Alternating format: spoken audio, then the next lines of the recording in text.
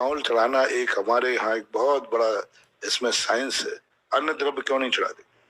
चावल में एक नेगेटिव एनर्जी को बाहर फेंकने की क्षमता होती है।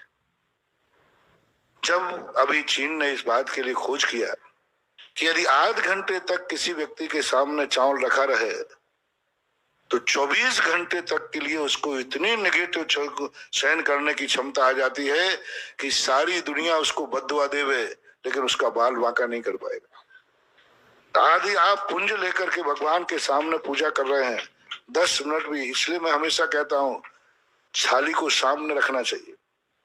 उसमें इतनी एनर्जी हमें दे देता है क्षमता, और ऐसी भी क्षमता हमें दे देता है कि हम महाबीमारी से भी लड़ने को तैयार हो जाएंगे। अभी हमारी क्षमता नहीं थी, लेकिन अष्ट द्रव्य की थाली पूजन में रखी, उसमें चावल रखा है और प्रतिदिन वो द्रव्य को भगवान की भक्ति पूर्वक चावलों को सामने रखता है। एक दिन इतना टॉनिक का काम करेगा कि जो सेल्स हमारे उस बीमारी से लड़ने की क्षमता खो बैठे थे उनमें इतनी क्षमता आ जाएगी कि वो बीमारी से भी लड़ सकता है। ये चावलों के संबंध में हमने एक दिन बहुत 1-1.5 घंटे प्रवचन दिया था। कितने गुण चावलों में। चावलों के सामने अष्टद्रव्य के साथ यदि आपने भक्ति पूजा की और आपके सामने सही थाली सामने रखी है और आपका दुश्मन यदि आपको मारने के लिए तीर फेंक दिया, तलवार फेंक दिया, चाकू फेंक दिया, इतनी नेगेटिव और शक्ति अपने पास आ जाएगी नेगेटिव को फेंकने की कि उसका बार चूक जाएगा और तुम बच जाओगे। इतनी शक्ति है। अष्टद्रव्य की पूजा करके यदि तुम गए हो, कोई तुम्हें बददुआ दे रहा है, तुम्हारा दुश्मन है, बुरा विचारता है, 24 घंटे तक उसकी बददुआ आपको कुछ भी नहीं कर सकती। नजर किसी को लग जाती है तो उसके लिए अष्टद्रव्य की पूजा से एक अर्घ चढ़वा दी। मैंने कई प्रैक्टिकल किया, हालांकि नजर को मैं उतना अच्छा ज्यादा फिर भी लोग मानते हैं। मैंने उनसे कहा कुछ जन नहीं, जाओ इससे भगवान का एक अर्घ चढ़वा दो। इतने पे भी ना उतरे तो अष्टद्रव्य की थाली से पूजा करा दीजिए। कैसा भी बद्दुआ नजर लगी होगी, बुरी दृष्टि होगी, अष्टद्रव्य की पूजा के बाद वो खत्म हो जाएगी। चावलों में इतनी शक्ति होती है। भोजन के बाद चावल क्यों खाया जाता है? लास्ट में खाने का अर्थ क्या है? और कई कारण होंगे। इसलिए कि हमने जो भोजन के अंदर लास्ट में चावल खाया है, ये हमें भोजन के बाद मुझे बाजार में जाना है, भोजन के बाद दुनिया में जाना है। कोई भी निगेटिव शक्तियां हमसे टकराएंगी तो अंत में खाया हुआ चावल हमारी जिंदगी को सुरक्षा करेगा। बहुत बड़ा इसका सिद्धांत। चावल में अन्न जैसे गेहूं आदि में ताकत नहीं है, मक्के दाने आदि में ताकत नहीं है, उनमें इतनी शक्ति नहीं है।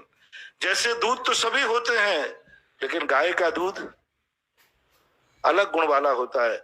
अनाज तो सभी हैं, लेकिन चावल का जो एनर्जी है वो एक अलग नेचर होता है। इसलिए भारतीय संस्कृति में हर संप्रदाय वाला पूजा में चावलों का प्रयोग करता है।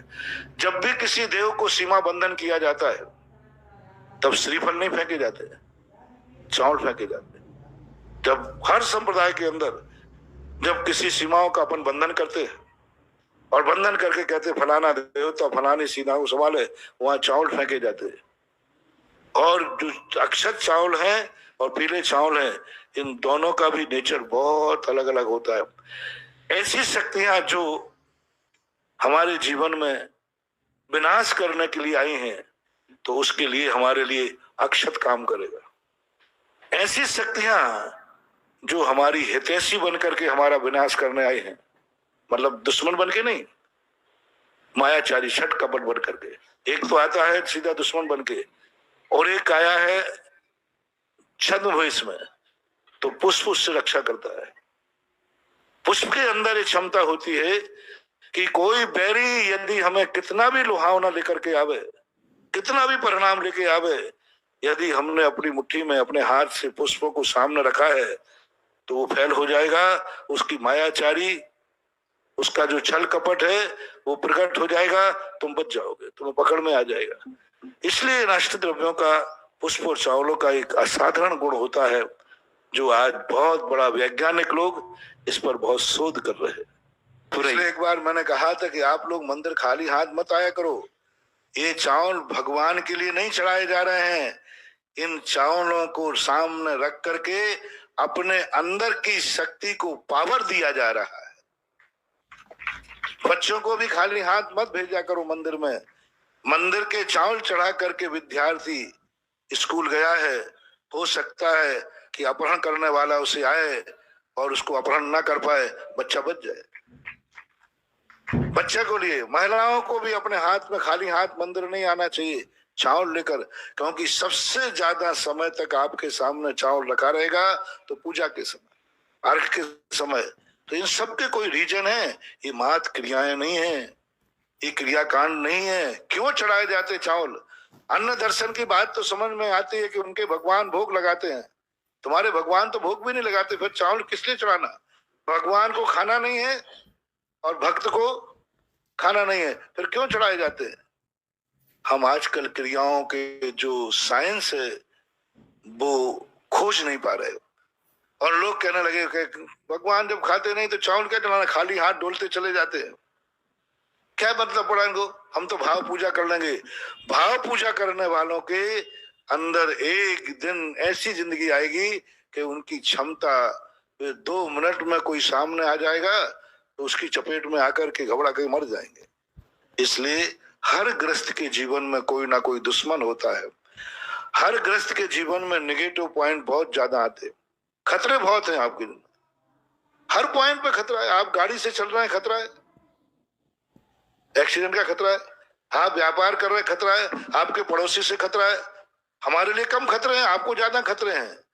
इसलिए आपको जितने ज्यादा खतरे हैं, इसलिए ग्रस्त को 24 घंटे में एक बार मंदिर में चावल लेकर के ही जाना चाहिए, क्योंकि आपको खतरा ज्यादा है।